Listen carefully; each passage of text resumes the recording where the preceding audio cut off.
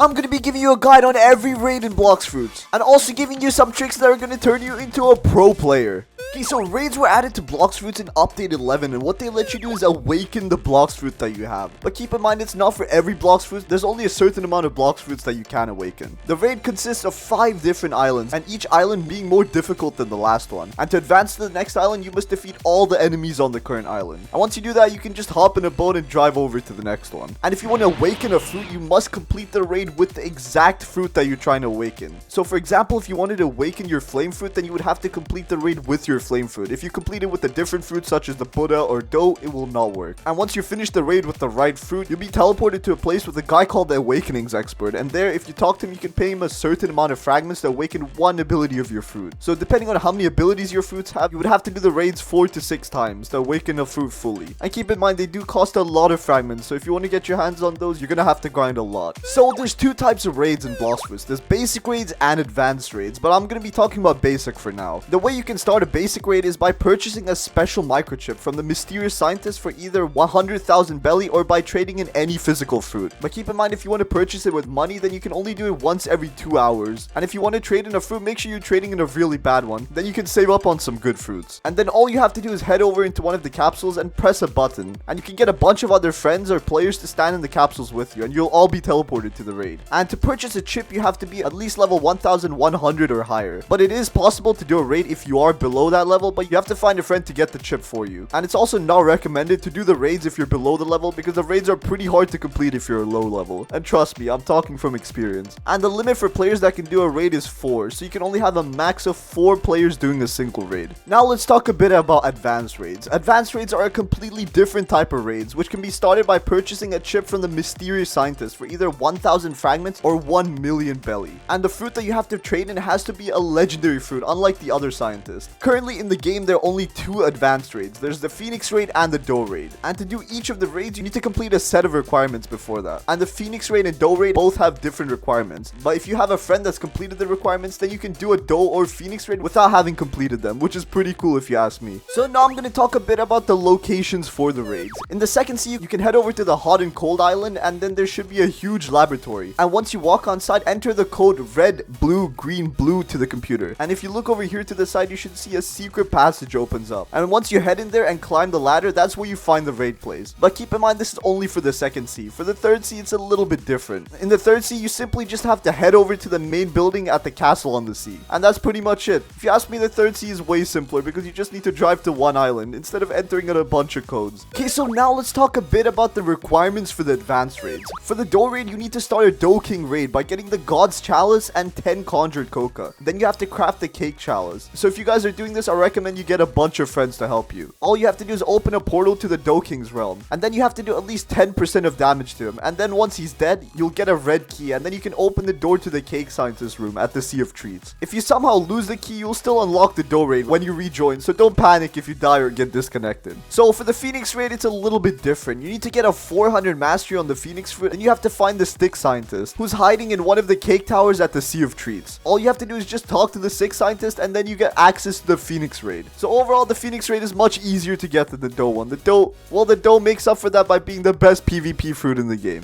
Like I mentioned before, depending on what fruit you want to awaken, you have to pay a different amount of fragments. And I'm going to be telling you guys how much fragments you exactly need for each fruit. To awaken the flame fruit, you need a total of 14,500 fragments. For the ice fruit, it's the exact same 14,500. And for the quake fruit, it's 17,000. For the dark fruit, it's also 14,500. For the light fruit, it's also 14,500. For the spider fruit, we got 17,300. For the rumble fruit, 14,500.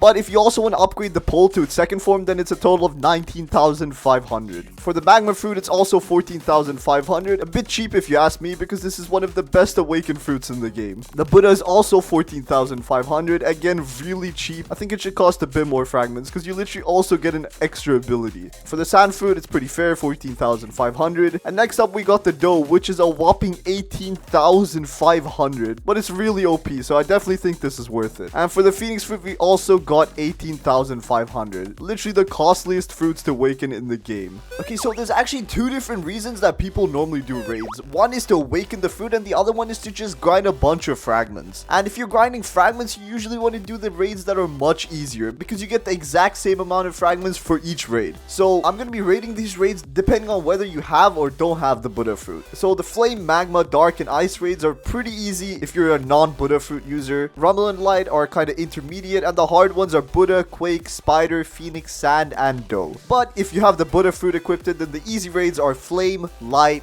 sand, magma, ice, phoenix, and dark. And the intermediate ones are rumble, spider, and quake. And the only difficult ones with the Buddha fruit are the actual Buddha fruit and the dough raid. Reason the Buddha raid is here is because even if you have the Buddha fruit, you're going to be fighting against someone with the awakened Buddha, so it's going to be really difficult, and this is known as one of the most difficult raids. And dough pretty much speaks for itself. For how good the food is, the raid is extremely difficult to go with that. Okay, so now I'm going to be telling you guys about some raid facts that you should probably know before you start grinding them. So everyone knows you get 1,000 fragments once you complete a raid, but did you know you also get 300 fragments if the time runs out? Keep in mind this is only if the time runs out. If you end up dying, you're gonna get absolutely nothing, even if you reach the 5th island. If you want to awaken every fruit in the game, then it's gonna cost you a total of 187,300 fragments, which is a huge amount, and that's not including the amount of money you have to pay to start each raid. Okay, so now let me tell you guys a little bit about the abilities that you're gonna be awakening while doing these raids. For the flame, the first ability is called blue fire bullets, the second one is called prominence burst, the third one is called flaming vortex, and the special move is called hell's core. And the flame raid is widely considered the easiest raid by the whole community, so if you want to grind some fragments, this is definitely the raid you want to do. And you also get a total of 72,000 belly after killing all the enemies. Moving on to ice, the first ability is cold storm, the second one is glacial surge, the third one is ice dragon, and the V ability is absolute zero. And this raid also contains a total of 72,000 belly. For the quake, the first ability is fatal demolisher, the second one is air crusher, the third is spatial shockwave, and the V is sea quake. And this raid also contains a total of 72,000 belly of drops. And keep in mind, if you're doing this quake raid,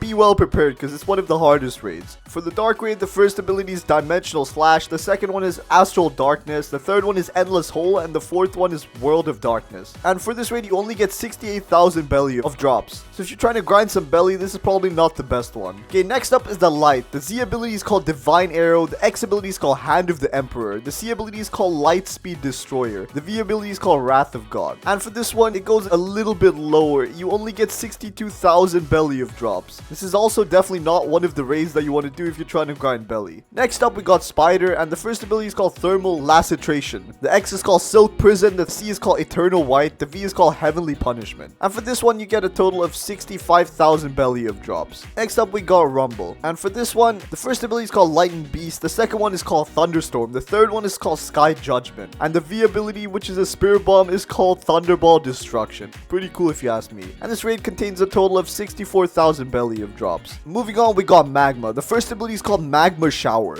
the X ability is called volcanic assault, the C ability is called great magma hound, the V ability is called volcanic storm. And for this one, you get a total of 72,000 belly of drops. And the boss for this raid deals a huge amount of damage, so be careful while you're doing it. Next up, we're on to the Buddha. The Z ability is called shift, the second one is called heavenly impact, the C ability is called light of annihilation, and the V ability is called twilight of the gods. And we also got a special F ability for this one, retribution dash. And this one's pretty cool because you just pick up an enemy and slam him into the ground. And this raid gives you a total of 72,000 belly of drops. Moving on, we got sand. The first ability is called desert blade, the X one is called sand coffin, the C ability is called sandstorm, and the V ability is called deep sand. And this raid gives you a total of 64,000 belly of drops. Now everybody's favorite, we got dough. First ability is called dough punches, which is actually the passive one, so this is not a specific ability. The Z ability is called missile jab. The X ability has two forms. One is pace your river when you're on the ground, and the other one is when you're mid-air. They're both kind of different abilities. The C ability is called piercing clothesline, and this one's also pretty cool. Then the V ability is called Dofus Fuslide,